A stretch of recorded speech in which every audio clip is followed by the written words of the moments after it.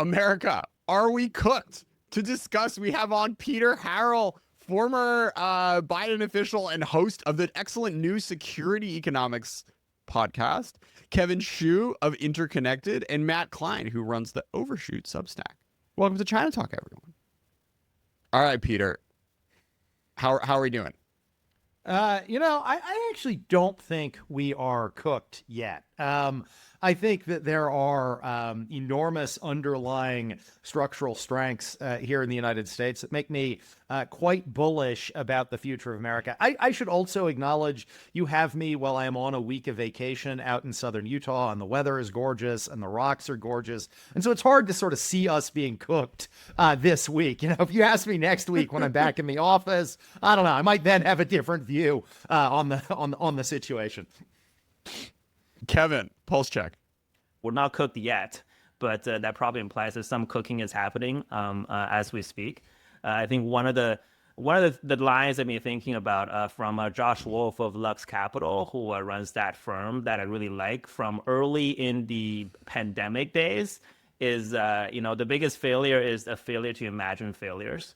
We definitely, for the sake of saving America or making sure we are not cooked, it's definitely probably useful to at least really think hard about what does cooked look like and never go there, right? The inversion mental model of Charlie Munger. And that is something definitely I think about a lot these days, more than before. That is certainly not to say that we are cooked. There's a bunch of things that I can cite in my personal anecdote and professional history that suggests that America is still very special, if not exceptional, for all the right reasons. But that is certainly where my mood is at right now, is a intellectual exercise to imagine failures for the sake of not failing. While I agree that we are not yet definitively cooked, we are definitely cooking. And, I agree with Peter. There are a lot of very long-term reasons or structural reasons why I would generally be optimistic about the state of the United States economy and society. But at the same time, we have an administration that seems to be doing its best to attack all of those strengths simultaneously. And we've only been at it for about 2.5 months. So if we were looking only at the question of the tariffs that were announced last week, I would agree that while they have negative consequences and clearly being demonstrated in market reactions, that's not, I think, the main reason in and of itself to be concerned. One thing, this is something I published last week, but there's the way that the specific tariffs were chosen and rolled out, which I think is revealing of the overall governance process of this administration, which does not, the days of seriously but not literally, I think, are clearly over. It's time for literally, not seriously. This is, apparently, according to the Washington Post, did a really good, thorough reporting of how the process was actually occurred. There were a lot of different teams of staff work coming up with ways to come up with justifiable reciprocal tariffs, which again, you can argue whether tariffs are good or bad, but there was a lot of staff work done in different agencies, USTR, Council of Economic Advisors, Commerce, a bunch of different people coming up simultaneously. A lot of thorough methodology. They were doing things like asking U.S. companies abroad what their challenges were, trying to do lots of research being done. Again, you can argue we don't know what that looked like. At the end of the day, the decision was made basically 3 hours before the announcement to go with the most simple-minded, least rigorous approach, which was a formula based on essentially two variables, exports and imports, bilateral goods with each country, which is not justifiable, theoretically or any other way. And then after it was, people were deduced independently that that's what was done. They then lied about it repeatedly before eventually admitting that that's what they did. Now, what does that tell you about everything else, right? And again, this is after already we've seen the attacks on scientific research in this country, the extreme hostility to any foreigners coming in, and not just talking about like they're trying to increase deportations of people who are not here, who didn't come in legally, which that's a separate thing. But the extent to which people coming in from European countries have been significantly harassed at the border. There's a whole host of the approach to international relations that's changed in terms of threatening some of our closest allies. The tariffs that were imposed quite capriciously and unjustifiably on Canada and Mexico, with which this same administration had negotiated and ratified a trade treaty with them just 5 years ago. So I think if we look at all of this in context, the attacks on the rule of law, which I think, again, you can't put a GDP count on that, but if the rule of law and the fact that people can be confident historically that if you do things that are not harming other people in this country, you will be safe and allowed to prosper. that assumption is one of these structural strengths of the United States. You add this up cumulatively, you can understand why people might be more concerned. And so is the market reaction purely on the tariffs, or is it more on the realization that all these things are adding up and that there are sort of a potential serious cost? And I think that's kind of the big open question. Again, I don't think we've sort of crossed the point of no return by any means, but it's something I think to be very, very seriously concerned about, and the question of cooked or not, and I think that's really the thing to be worried about here. Matt, don't forget they also tariffed the penguins. And then in addition to tariffing the penguins, we then saw Howard Lutnick go out and justify tariffing the penguins on the basis that maybe they would somehow get involved in rerouting trade from China or some other such place. I have to say, this whole story of tariffing the penguins and then claiming you had a rationale because you're worried the the penguins will get into the transshipment business really doesn't inspire confidence in current trade policy making out of the administration. Right. I mean, there's a decent chance they actually use like a chatbot to come up with the exact tariff formula, because someone did a test like, if you ask like the free version of ChatGPT or Claude or whatever, like how would you come up with it? They basically came up with exactly what they said, including based on I think internet domains as opposed to customs jurisdictions, hence the penguins. So well, let's also keep in mind this is an administration that has canceled most of its paid subscriptions, so to major outlets. So presumably that is why they'd be using the free version of ChatGPT rather than paying for at least something that might have calculated the formula correctly.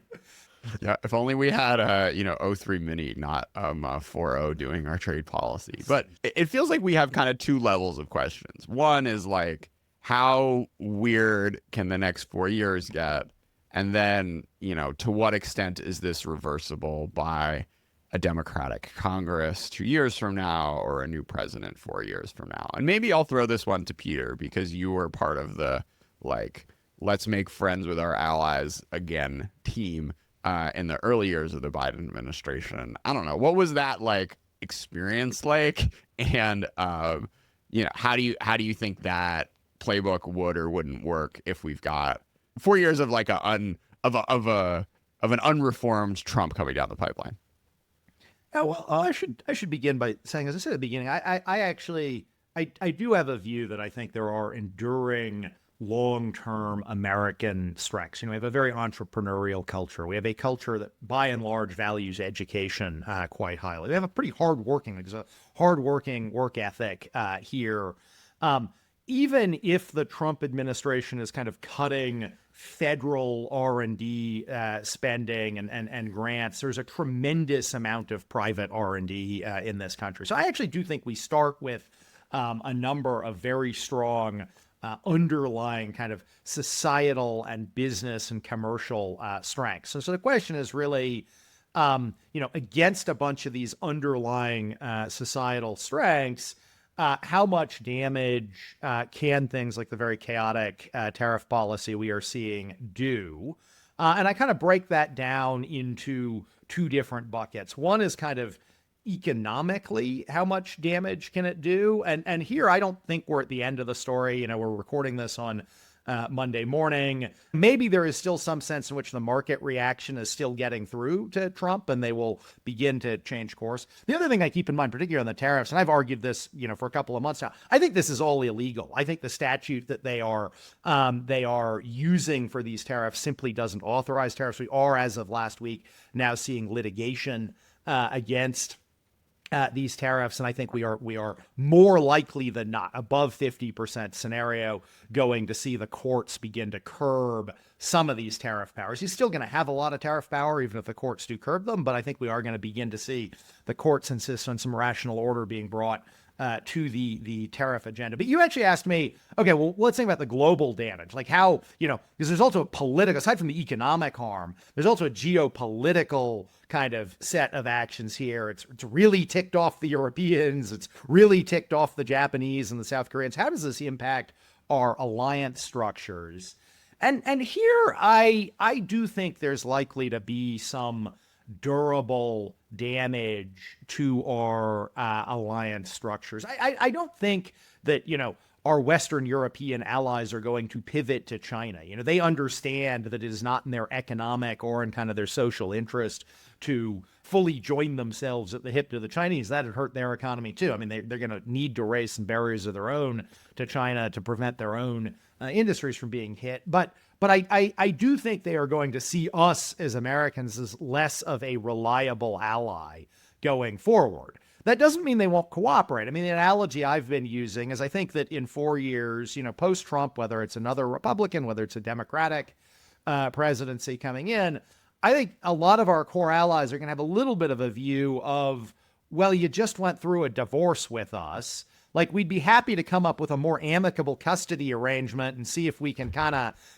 be on better terms at parties, but we're probably not going to move back in together. And I think that is going to be a sort of enduring hit to our alliance structures, though it does not mean that a future administration won't be able to get, a good degree of cooperation on areas of mutual interest. I would just add that this is happening at the exact same time, particularly with Europe, where we're purely on the foreign policy grounds, also doing a complete heel turn and essentially abandoning a lot of what they consider to be their core strategic interests. So it's not just I agree that the economic approach also would be very offensive to them, but when paired with the approach to Ukraine and Russia and things, that whole, and the possible withdrawal of American commitments to NATO, and of course the threats to annex Greenland from Denmark, viewed collectively, I think also creates some of this long-term damage. And of course the damage to Canada too, which again, that relationship is something that has been historically very close for, 100+ years. And that seems to be very severely damaged. All right, let's play our Mark Carney clip. The global economy is fundamentally different today than it was yesterday. The system of global trade anchored on the United States that Canada has relied on since the end of the Second World War, a system that, while not perfect, has helped to deliver prosperity for our country for decades, is over. Our old relationship of steadily deepening integration with the United States is over. The 80-year period when the United States embraced the mantle of global economic leadership, when it forged alliances rooted in trust and mutual respect, and championed the free and open exchange of goods and services, is over. They have been imposed under different premises. Today I'm announcing that the Government of Canada will be responding by matching the U.S. approach,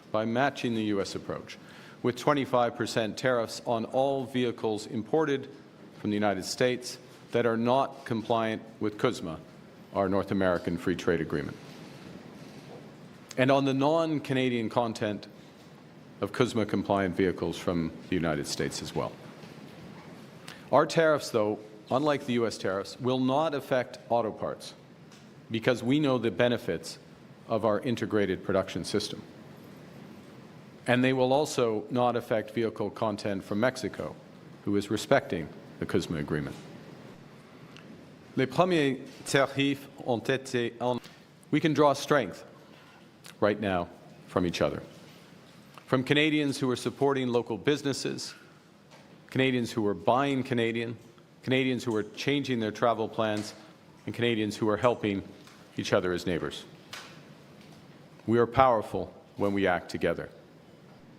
Et malgré ce fait, le gouvernement précédent a agi dès décembre. Yeah, I mean, that seems like, well, how do you guys read rhetoric like that? I mean, look, I think there is clearly both a tactical part of Mark Carney's comment that the relationship is over, and then there's also a strategic part to it, right? Tactically, Carney is gearing up for, well, is not just gearing up, is in the middle of a political campaign in Canada. And so there's a domestic political dynamic, and he wants to send a signal domestically in Canada that he is going to stand up to Trump, and he's not going to take being, frankly, belittled the way I think Carney thought Governor Trudeau was constantly belittled by Trump. So I think there is like a strong domestic political element to this. And he's also signaling to the Trump administration, hey, guys, we are going to be prepared to push back. We're not just going to take this lying down. And while we would like to have a negotiated solution, it is, we are going to stand up. So there's clearly a tactical piece of this politically and vis-a-vis Trump. But I also think there is a deeper strategic point that he is beginning to make the case to Canada for, that, hey, while the United States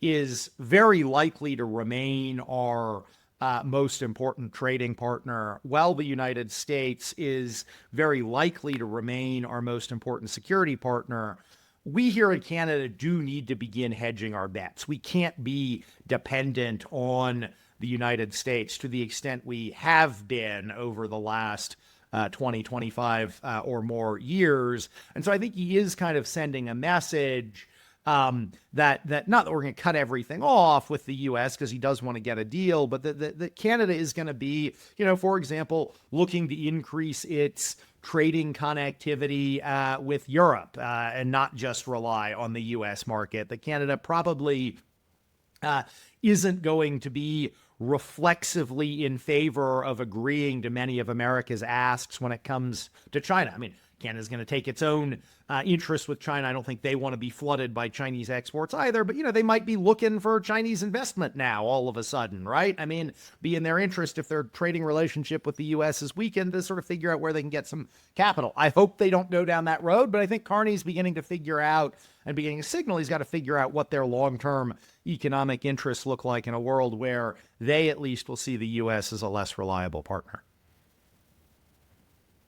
Takeaways, that's a long-term cost, right? That's a long-term cost to the Canadians, it's a long-term cost to the U.S. It's a long-term, this sort of very standard textbook thing is you want to have the closest relationships with your immediate neighbors because distance is a challenge. And so it's great that you have integrated manufacturing and finance and everything with like Detroit and Windsor and Toronto and all that. And if the conclusion is that it's better for Canadians, that they think it's better to not do that, then everyone's going to be worse off than the alternative scenario.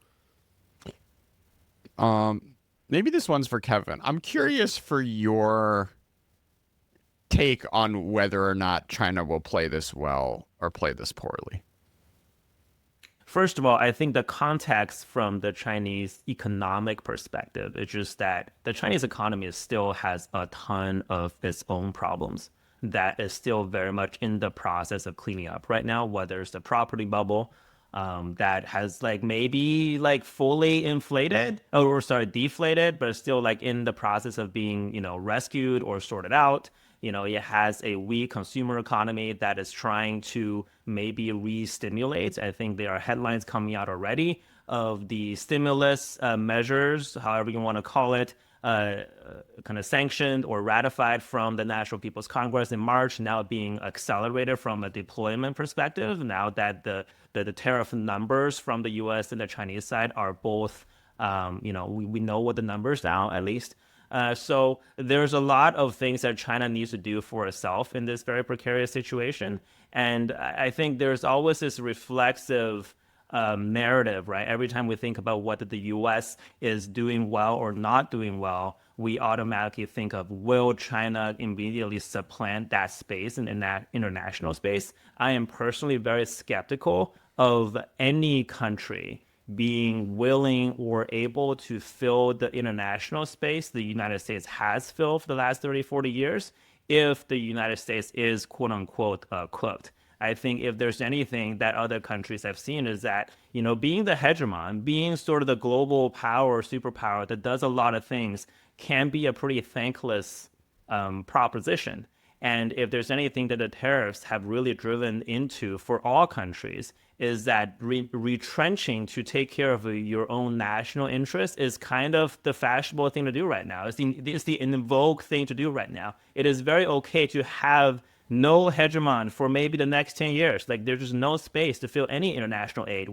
Everybody takes care of themselves, right? Whether that's the economically optimal outcome, I think we all know what the answer is. That being said, politically speaking, that perhaps is the most preferable path to take for all countries' leadership. And that includes China. Notwithstanding maybe there are a few anecdotal reasons or anecdotal evidence where China might be filling in, spaces or programs where the USAID used to and no longer anymore. But I think from the Chinese perspective, they'll be very tactical about the way they fill those void or that vacuum, and just let the rest of the world kind of, or the chips fall where they may, if we are indeed entering this new world order or lack of order, which I do think we are stepping into right now. I'm curious what you make of the fact that Xi Jinping appointed the, I guess it's the ambassador envoy to the European Union in Brussels, someone who had previously gotten a lot of trouble with the Europeans for suggesting that the Baltic states didn't really have a legal right to exist. And doesn't seem, I mean, it was interesting several levels, one of which is you'd think this would be a great time for the Chinese government to try to improve the relationship with Europe relative, given what the U.S. is doing. And yet, what do you think was kind of the rationale for that? First of all, I think the Chinese, a lot of foreign policy making, we give them a lot more credit for what they deserve, as in like they figured this all out. This is part of a 20, 30-year plan, and they're just like step 3 of that plan, and they're executing, masterfully. I think that's one spectrum of the narrative that often gets pushed out there that I think is just completely misinformed, right? And a lot of this has to do, I mean, every foreign policy, doesn't matter what kind of political system you're in, has a domestic mirror to it as well, right? I think being strong, being very pro-China right now is still something that has a lot of room to play from a foreign policy perspective. We should be very careful about over-interpreting the strategicness of a lot of these moves, right? There could be some really random internal political dealings where the guy is up for something, right? Mm-hmm. And this is the thing that is available to this person. And regardless of what he used to have said, that may have not played into a grander strategic preference from our perspective here in the United States. I think the EU-China relationship is probably the most interesting and the most dynamic one to watch. And I don't think there is a very obvious trajectory there, as in because the transatlantic alliance has fallen apart, that there will all of a sudden be a Eurasian alliance, on that part of the landmass, just because. Again, we're in this sort of era of we're just all going to look out for ourselves for the most part, is what I think the other thing that it's worth recalling is that, like, China also has a recent history of really bungling a sort of major policy test with the COVID lockdowns. And as unstable as America's regime seems today, that is the dog that will bite at some point. And, we're like, he's getting older. He's a big guy, smoker, and there's no plan yet. And the kind of the downside risk of whatever that ends up manifesting as, I think, is something that you forget when you kind of just see China as this like ocean of stability. The CCP track record for power transitions is not a particularly excellent one. And, sooner or later, we're going to be witnessing that system try to work itself around it, which could have some really downside risks, which, for all the jokes about Trump's third term, I don't think we're going to go that far. Another thing I keep in mind on our underlying strengths is, it's sort of easy right now as we see all the market turmoil and the really chaotic tariffs for us to dunk on all of Trump's policies. And I think the trade policy is clearly a policy that is not going to play well either in the near term or in the long term. Although I also think that is a kind of smarter way of redoing American trade policy. I mean, Matt has done some writing on this over the years. I think there's a smarter way of redoing American trade policy that would actually be good for the United States in a less chaotic way. But the other thing I keep in mind is sort of right now we're kind of maximally chaotic Trump policy. There probably are some policies that Trump is going to enact and that Republicans in Congress are going to enact that will play to American strength and will actually benefit American strength. I do actually, somebody who served in the Biden administration, and there's been a fair amount of criticism of our ability in the Biden administration to actually get things built over the last 4 years. And while some of that criticism I think is overdone, I also do, as a takeaway from my time in the administration, think there is some merit to the idea we need a bit of a deregulatory agenda to actually be building more here in the United States. And I think that, if Trump is successful in reducing at both a federal and a state local level some of the barriers to physical construction, whether it is manufacturing facilities or whether it is physical infrastructure, that would be a good thing, right? I do think that would be a good thing. I also think, while I am skeptical of tax cuts that skew heavily towards the wealthy in this country, I do think that some stability to our tax regime could be useful. We obviously have to do something on that this year. So while we are kind of, I've been quite critical of Trump's trade policy and of other aspects of his policy, including the approach they're taking on Ukraine, I do also think we are going to see, potentially some more valuable policies come out over the next couple of months. Yeah, I guess the question then is, like, given the tariff rollout and Laura Loomer being able to fire people, like, you do need staff work to make legislation and executive orders and regulations. And if we are just going full policy lobotomy for the next 4 years, like, does that mean that even the sort of, like, net positive for national flourishing type stuff that is in, the Trump basket is just not going to be able to flourish? Setting aside the fact that, like, 2016 to 2019, there were sort of no crises. And then 2020, COVID, all things considered, I think we're going to give Trump like a B plus, maybe. 5 years later, we're forgetting about the, Drano and whatever.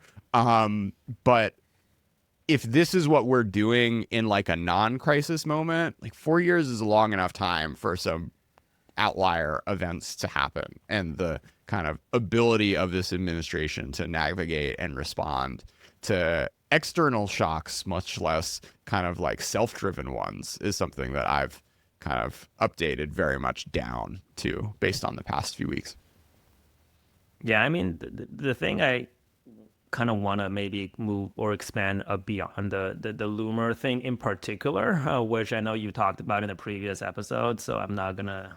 And I feel like everybody has caught on to the drama at this point, so I don't really feel like belaboring the details, to be honest, is that it actually goes back to what Matt said a little bit earlier, which I think is at least one of my personal indicators of the cooked or not cooked chasm, is the arbitrariness of how we conduct our civic life, right? I think one of the most enduring strengths of the American system is not just rule of law overall, but specifically due process, in my opinion. The fact that any decision, big or small, has a process that is kind of impersonal, that is apolitical for the most part, whether it's getting your Social Security check, whether it's getting your DMV, driver's license renewed, which is inefficient, but at least they treat everybody literally the same, to the other extreme of the arbitrariness of what can influence the firing and the hiring of very important people in our government. Now, I've served as a political appointee, Peter, I know you have. Yeah, we serve at the pleasure of the president, right? We get fired, it's not a big deal, right? But civic servants are different for very specific reasons. And if there are institutions that used to really carry the mantle of due process in particular, that is being systematically diminished, that to me is more on the cook side of things than the not cook side. And I think what Laura Loomer has illuminated as a circumvention of the process or due process is, I think, what is most troubling to me. Not specific to who got fired or not fired, which I just don't have a personal read on, but that to me is the biggest warning sign. And it's also very consistent with the way they've been rounding up people who are either in this country legally or maybe not necessarily, and then immediately sending them off to places like El Salvador before they can even prove. Right, you can do that to a U.S. citizen, and if you do it that quickly, you can't prove you're a citizen either, right? So that's pretty consistent.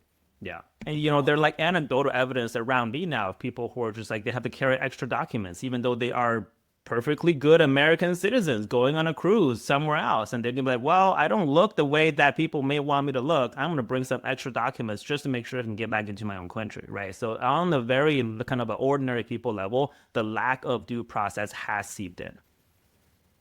I also think on the layoffs, I mean, let's put aside for a moment sort of how the recent NSC layoffs happened, but let's look at the kind of layoffs of career staff across the agencies. I think that is actually going to impact adversely the ability of the Trump administration to pursue goals that many of us on this podcast and listening to this podcast would actually agree with. I mean, a couple of weeks ago, BIS Undersecretary Kessler, the guy at the Commerce Department who oversees the export controls file, was at a conference and he talked about how he wanted to ramp up export controls enforcement on China, which is something I at least would like to see more of. I think it'd be useful to ramp up export controls enforcement on China. On the other hand, DOJ has now laid off a large number of BIS export control staff. And it's very hard for me just as a simple-minded American to understand how if you're laying off most of the staff, you also expect to ramp up enforcement. And so I think even not only are we going to see, in some ways more important adverse impacts are the impacts we're going to see on Americans who thought they would be entitled to some procedural rights who are not going to be entitled, are going to find they don't have those procedural rights. But I even think, the Trump administration itself is going to find barriers to pursuing even broadly supported goals because it's not going to have the staff to do them. Matt, you got any leading economic indicators for us? Well, I mean, I guess the most leading one, right, is asset prices. But I mean, just reflecting, there's both the mirror and or camera and engine, I think is the phrase that academics like. So on the one hand, it's telling you that people are obviously less optimistic about the outlook for various reasons and more uncertain about the outlook, and also the extent that, and this is something I'm less sure of, but I mean the extent that high and rising stock prices had been a support both to consumer spending and also to business investment. So if companies have a higher stock price, they feel more comfortable about hiring people and doing CapEx and all that stuff, and they're going to be less comfortable doing those things. And that's going to have real economic effects that could be self-reinforcing to the extent that consumers, which again, I'm not sure how much of an impact this is, but they're looking at their asset portfolios and saying, I'm doing well, I can afford to spend more out of my income. That's going to be less of a thing. It's always, of course, going to be fun when, we have a taxes due next week, and for people who do quarterly estimated payments, you have to write a big, whether you do quarterly estimated payments or not, you're writing a big check, and of course that's based on what you had last year. So, but you have to pay it out of what you have now. So that's going to be not pleasant for a lot of people. The hard data we've had on things like inflation, unemployment, and stuff have been fine, but that stuff is all out of date. I mean, the most recent thing we had was employment data, which was as of mid-March, and that was fine. I mean, it was actually, in some ways, it's pretty good. But again, like a lot's happened since mid-March. Most of the other data we have was from February. So it's kind of hard to say. The survey data are quite pessimistic. Even then, there's like a range of, some surveys look worse than others. So, you can certainly cherry pick to find things that look really bad. But it's hard to say what exactly this is going to, the economic impact is going to be like as of now. Seems bad, but this is kind of anecdotal and it's easy to say that if stocks are down, 15% in 3 days. Peter, do you have a nuclearization take for us? So I do think the withdrawal, I do think the perceived lack of reliability of the U.S. as a security partner is going to encourage a number of U.S. allies and partners to take steps of their own to increase their own self-defense capability across a number of different vectors. So we are already seeing, we've seen in the last couple of weeks, we've seen a couple of Eastern European, Baltic nations begin to move towards withdrawing from the treaty that bans landmines, right? They are clearly sending a signal that they think, in light of the Russian aggression and America's potential pivot on Ukraine here, they need more defensive weapons, including ones that have historically been criticized, notably landmines. So I think we are already seeing evidence of countries revisiting aspects of their defense posture in light of these new geopolitical realities.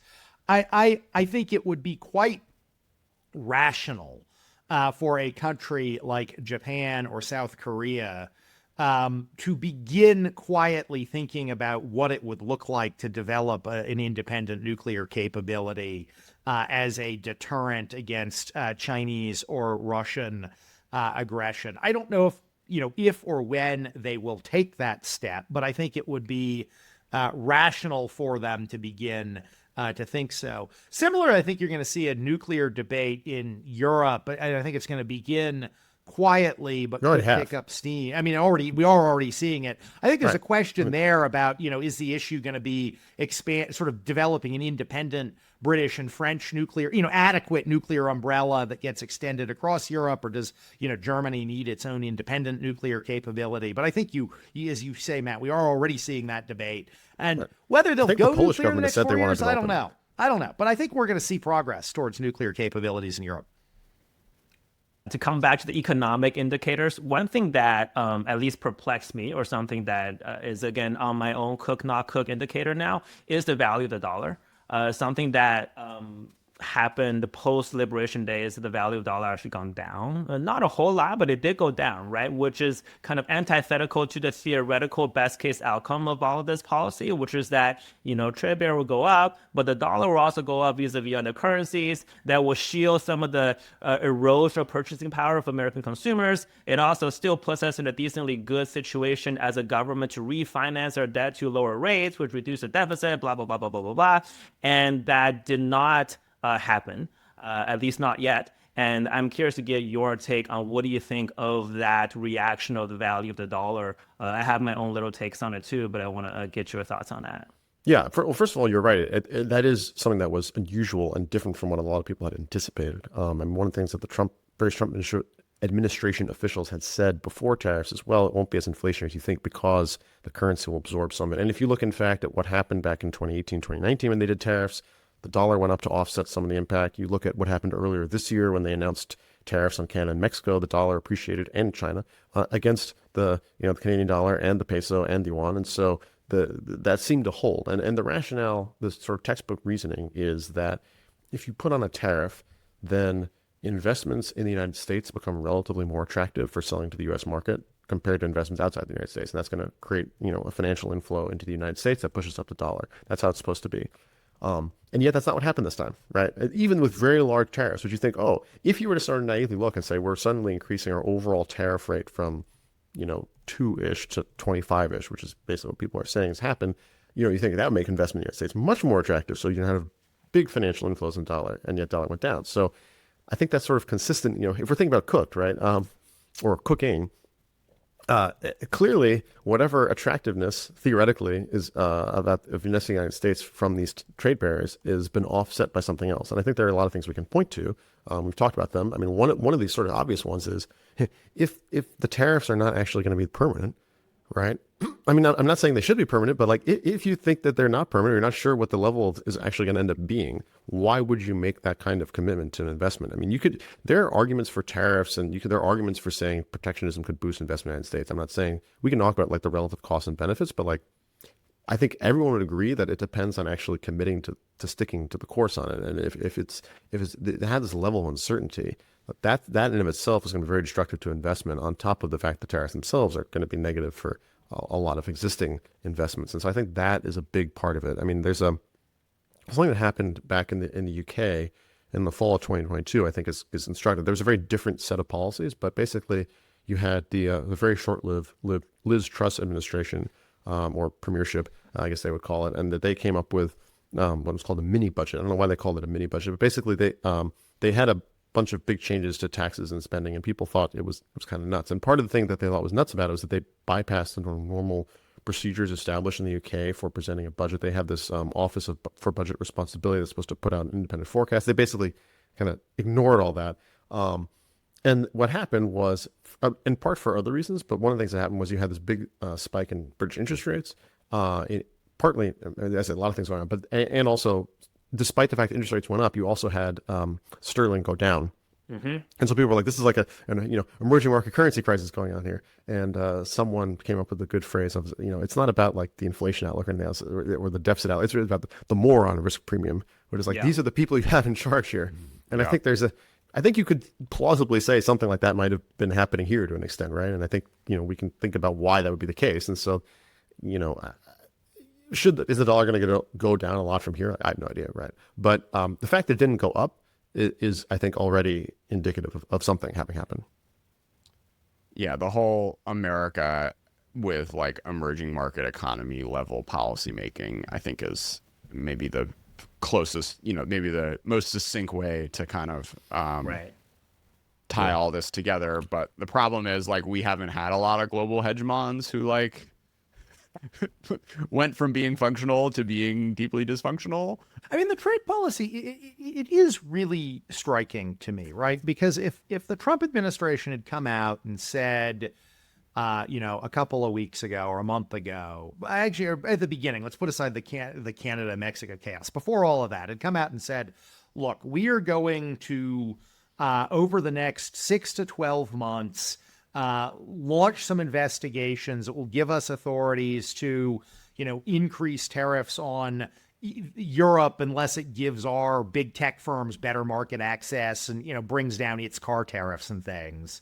And if the Trump administration has said, we're going to, focus on some tariffs to, re-onshore some sectors we really care about, you would have seen a lot of like economic kind of, economists would have a lot of debate on pros and cons of this. Is this good and cost? But you would have seen an orderly process that would have at least had a decent shot of achieving some policy success. And even if there might have been economic cost, you wouldn't have seen the kind of wild market, reactions we are seeing.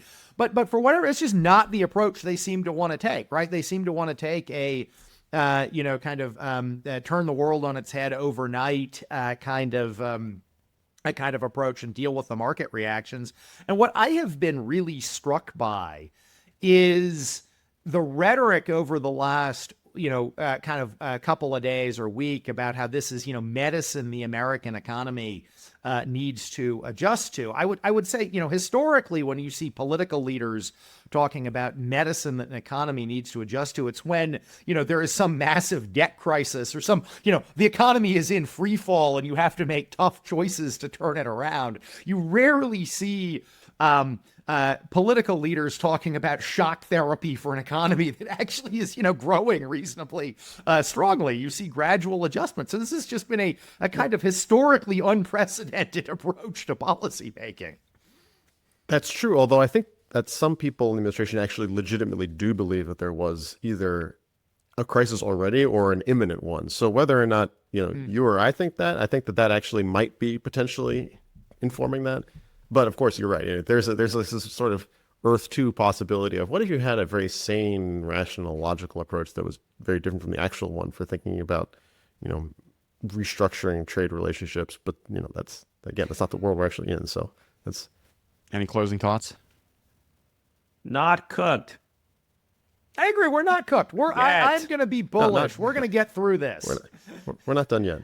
I will say, here's an optimistic take. I saw someone else say this, so I have to give credit. I don't know who it was, but for all the things that we're doing to our international relationships and everything else, if the U.S. is able to become friends with Vietnam by the 1990s, maybe, it'll take a while if we can be friendly with Canada again. All right, we'll find a Canadian song to take us out on, an olive leaf to our friends from the north. Peter, Kevin, Matt, thanks so much for being a part of ChinaTalk. Thank you. Good to see everybody. Thanks for having me.